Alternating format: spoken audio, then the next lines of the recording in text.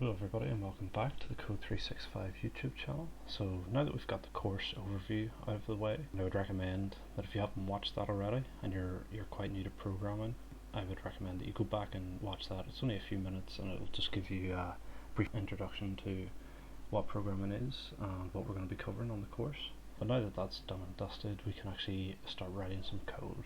For other programming tutorials you'll find online, some of them will have prerequisites to download Python and download a code editor onto your local machine in order for you to get things running. But for this tutorial and this set of videos really, we just want to get straight into the coding. It's only the fundamentals, so I think an online editor should be fine for this. So as you can see here, I'm using an online compiler for Python, and you can see down the side here it also supports some other languages as well, and it just means that we can get straight into writing code.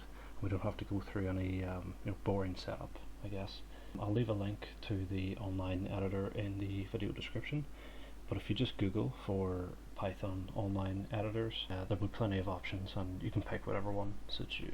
For those of you that have never seen a code editor before, as you can see here, we have this line down the middle, and on the left side we have a file called main.py, and the .py is just the extension for a Python file. So if you were to have, for example, a Word document, it would be .docx or a .pdf file. So this is just the same. This lets the computer know that what is being stored here is a Python file. On the right side over here we have our shell, and another word you might have heard being used to describe a shell would be a console. And basically it's just going to be where the output of our program is displayed whenever we run. Whenever we hit this run button here, our code will get interpreted by the computer and the output will be displayed in the shell. So let's get started and actually write some code. So in classic programming tutorial style, the first thing that we will just want to accomplish in this video will be to print something to the shell. So print hello world will be our example. That's like the classic programming tutorial example that's always used as the first sort of introduction video. So in order to print something to the screen in Python, very simply we type print. So this is our command which tells the computer, hey, I want you to print such and such to the screen. Okay, so we said print, but how do we actually give the computer a value to print? And so what we do is we give it these parentheses here, and inside these parentheses we will provide what is known as a string.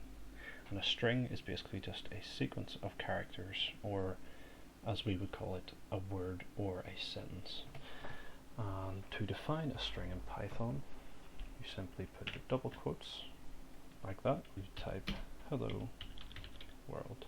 Now if we hit run over here, you can see our output to the screen is hello world. So we've asked Python to print us hello world, and that has been executed over here in the shell. So again, that'll work for any string that you provide. So let's say we want to say hello code365, which is the name of my YouTube channel, and we run that. See over here, hello code365. So that's all I wanted to cover in this video, just a very quick introduction to printing to the screen in Python. So in the next video we will look at variables, which are basically ways to store some type of data in our program. So thanks very much for watching, and I'll see you in the next video.